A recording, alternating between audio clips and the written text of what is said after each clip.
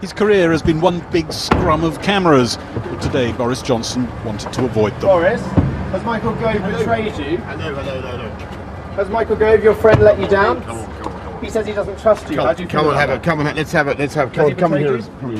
Round the front, MPs turned up for what they still thought was a leadership campaign launch. The word was reaching them that the campaign manager, Michael Gove, had decided Boris Johnson wasn't up to the job, and he'd decided to run himself. It looks as though this sort of happened as a result of a slightly shabby argument over who's going to do what job. With Michael Gove stealing his support, Boris Johnson didn't have enough MPs backing. The clue came early with a quotation from Shakespeare's Julius Caesar, a speech by Brutus. But it's a moment for hope and ambition for Britain. A time not to fight against the tide of history, but to take that tide at the flood and sail on to fortune. And then this. To stand tall in the world. That is the agenda for the next Prime Minister of this country.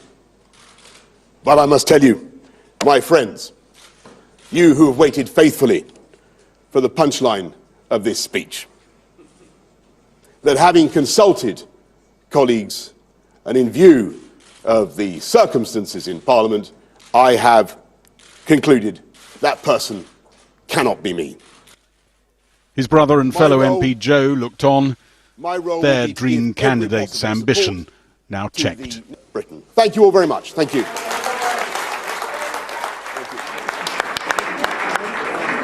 That wasn't what you were expecting, was it? No, obviously not. Did your jaw drop?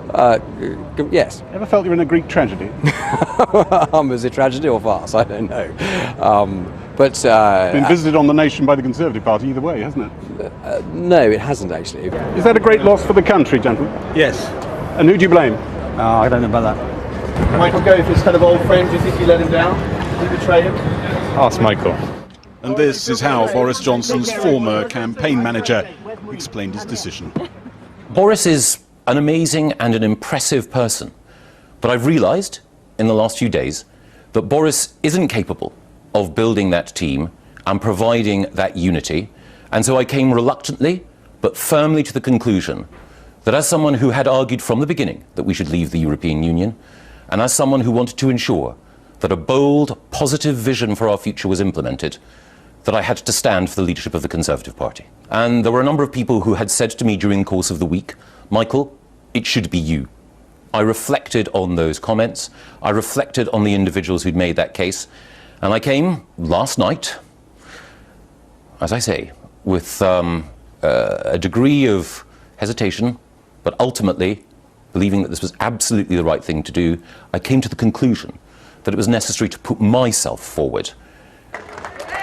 They'd been brothers in battle on the campaign trail. Last night at a Tory fundraising dinner in West London, they had their arms around each other.